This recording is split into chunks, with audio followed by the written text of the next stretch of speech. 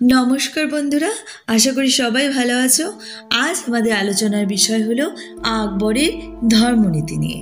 হ্যাঁ, সম্রাট আকবরের ধর্মনীতি দ্বীন ইলাহি নিয়ে আমাদের আজকে বিস্তারিত আলোচনা। তাই পুরো ভিডিওটা স্কিপ না করে পুরো ভিডিওটা সম্পূর্ণ এন্ড পর্যন্ত দেখুন।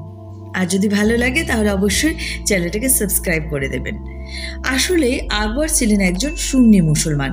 গোঁড়া সুন্নিদের মতো তিনিও ইসলামের আচার অনুষ্ঠান পালন করতেন, কিন্তু তিনি তার ধর্মীয় জীবনের চরম পরিণতি ঘটালেন দ্বীন ইলাহি নামে এক নতুন ধর্মমত প্রবর্তন করে। আকবর কেন ওই দ্বীন ইলাহি প্রবর্তন করেছিলেন তার জন্য অনেকটাই আমাদের বিশ্লেষণ করা প্রয়োজন। আকবর যে একজন ধর্মপ্রেমী মানুষ ছিলেন তাতে কোনো সন্দেহ নেই। কিশোর বয়স থেকে সৃষ্টি ও সৃষ্টিকর্তাকে জানার তার মধ্যে প্রবল কৌতূহল ছিল। আবুল ফজল লিখেছিলেন, সৃষ্টির রহস্য এবং সৃষ্টিকর্তার মহিমা শোনার সময় আকবরের চোখ দিয়ে অঝোর ধারায় জল গড়িয়ে পড়ত। সুফিবাদের প্রতিও তার গভীর আস্থা ছিল। কিশোর বয়স থেকে আকবর এক বিশ্বজনীন ধর্মের স্বপ্ন দেখেছিলেন। 1569 খ্রিস্টাব্দে মহারানামা নামে এক নির্দেশ জারি করে ইসলাম ধর্মের ওপর কর্তৃত্ব অধিকার গ্রহণ করেন, কিন্তু এতেও সন্তুষ্ট না হয়ে ফতেপুর স্বীকৃতি তার প্রতিষ্ঠিত ইবাদতখানায় আলোচনার মধ্য দিয়ে সকল ধর্মের মধ্যে একটা সমন্বয় সাধনের চেষ্টা করেন এবং রচনা করলেন দ্বীন ইলাহি নামে নতুন এক ধর্ম মতে। আকবর প্রবর্তিত দ্বীন ইলাহির অর্থ হলো ঈশ্বরের আদেশ। দ্বীন ইলাহি মূলত হলো সুলহ ইকুল বা পরম ধর্ম সহিষ্ণুতা। আকবর 1582 খ্রিস্টাব্দে তার ধর্মজীবনের তৃতীয় তথা শেষ পর্যায়ে নতুন ধর্মটি প্রবর্তন করেছিলেন।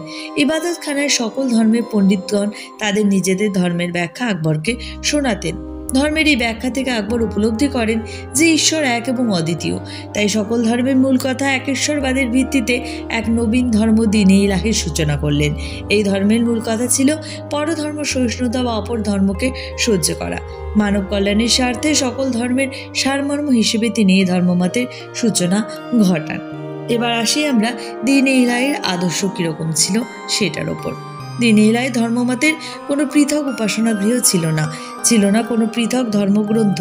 এই মতাদর্শে কোনো বিশেষ ঈশ্বরের কথা না বলে সমস্ত ধর্মের তত্ত্বগুলিকে গ্রহণ করা হয়েছে। ঐতিহাসিক মোহান্নর এই ধর্মমতকে সবেশ্বরবাদ বলে অভিহিত করেছেন।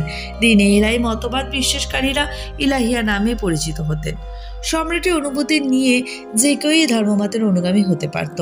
ধর্মমত গ্রহণকারীদের কাছে সম্রাট 4টি আনুগত্য চাইতেন। সেগুলি হলো সম্পত্তি, গোড়ামি, অহংকার ও সংকীর্ণতা বিসর্জনের প্রতিশ্রুতি। দ্বীন ইলাহি বিশ্বাসীরা অবশ্য পালনীয় কর্তব্যগুলি পালন করতেন। সেটা হলো গোমাংস ভোজন না করা, দান ধর্ম পালন করা, নিরামিষ ভোজন করা ইত্যাদি। একে অপরের সাথে সাক্ষাৎ হলে আল্লাহ আকবর এবং প্রত্যুত্তরে জাল্লা জালাহুল্লাহ বলে সম্বোধন জানাতেন। আকবর যে বিশ্বজনীন ধর্ম প্রতিষ্ঠার স্বপ্ন দেখেছিলেন তা ব্যর্থতায় পর্যবসিত হয়েছিল। দ্বীন ইলাহি সাধারণ মানুষের কাছে জনপ্রিয় হয়ে উঠতে পারেনি। দেখা গিয়েছিল মাত্র 18 জনই মতবাদে বিশ্বাসী হয়েছিলেন। এর মধ্যে একমাত্র হিন্দু রাজা হিসেবে ছিলেন বীরবল। মধ্যযুগীয় সংকীর্ণ চিন্তাধারার বাইরে গিয়ে মানুষের পক্ষে এই ধর্মমত গ্রহণ করা সম্ভব হয়নি। শেষ পর্যন্ত আকবরের মৃত্যুর পর দ্বীন ইলাহি সম্প্রদায় লুপ্ত হয়ে যায়।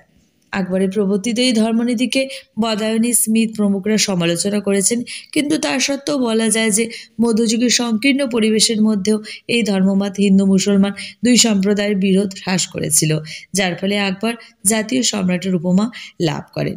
এস.আর. শর্মার মতে Din Ilahi was the crowning inspiration of the empire's national idealism. ভিডিওটি ভালো লেগে থাকলে এবং এরকম ভিডিও দেখতে হলে এখন আমার চ্যানেলটিকে সাবস্ক্রাইব করে দিয়ে আমার সব ভিডিওগুলো ফলো করতে থাকুন। ধন্যবাদ।